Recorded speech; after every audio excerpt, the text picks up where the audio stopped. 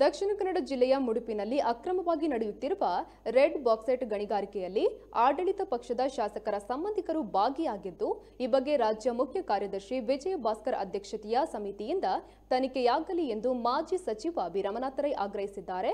ಮಂಗಳೂರಿನಲ್ಲಿ ಸುದ್ದಿಗೋಷ್ಠಿಯಲ್ಲಿ ಮಾತನಾಡಿದ ಇವರು, ಆಡಳಿತ ಪಕ್ಷದ ಶಾಸಕರೊಬ್ಬರ ಸಂಬಂಧಿಕರು ಗಂಜಿಮಠದ ಬಡಗ ಎಡಪದವು ಗ್ರಾಮದಲ್ಲಿ ಪಡೆದುಕೊಂಡ ಲೈಸೆನ್ಸ್ ಇಟ್ಟುಕೊಂಡು ಮುಡುಪಿನಲ್ಲಿ ಅಕ್ರಮವಾಗಿ ಗಣಿಗಾರಿಕೆ ನಡೆಸುತ್ತಿದ್ದಾರೆ. ಸರ್ಕಾರ ತನಿಖೆಗೆ ಮುಂದಾಗದಿದ್ದರೆ ಬಳ್ಳಾರಿಯಲ್ಲಿ ನಡೆಯುತ್ತಿದ್ದ ಗಣಿಗಾರಿಕೆಯನ್ನ ಕಾಂಗ್ರೆಸ್ ನಿಲ್ಲಿಸಿದ ರೀತಿಯಲ್ಲಿ ಇಲ್ಲಿಯೂ ನಿಲ್ಲಿಸಲು ಹೋರಾಟ ಮಾಡಲಾಗುವುದು ಎಂದು ಎಚ್ಚರಿಸಿದ್ದಾರೆ.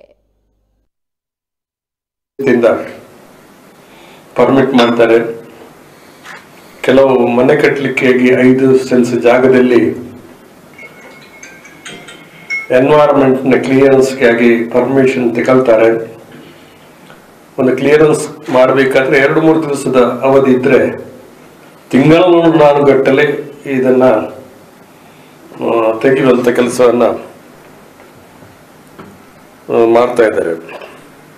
ಬಡಗುಳಿಪಾಡಿಯಲ್ಲಿ ಬಡಗ ಎಡಪದವು ಗ್ರಾಮ, ಬಡಗ ಎಡಪದ ಗ್ರಾಮದಲ್ಲಿ ಕೆಂಪು ಕಲ್ಲಿನ ಕೋರೆ ಇದೆ. ಅದರ ಪರ್ಮಿಟ್ ಅನ್ನು ಇಟ್ಕೊಂಡು ಮುಡುಪಿನಲ್ಲಿ ಗಣಿಗಾರಿಕೆ ನಡೀತಾ ಇದೆ. ಅದು ಹಾಲಿ ಶಾಸಕೊಬ್ಬರ ಕುಟುಂಬದವರ ಹೆಸರಿನಲ್ಲಿ. ಇದು ಮಾತ್ರ ನನಗೆ ಮಾಹಿತಿ ಇದೆ. ಉಳಿದ ಮಾಹಿತಿಗಳನ್ನ ನಾನು ತಮ್ಮ ಮೂಲಕ ಸರ್ಕಾರವನ್ನ ಕೇಳಿಕೊಳ್ತಾ ಇದ್ದೇನೆ.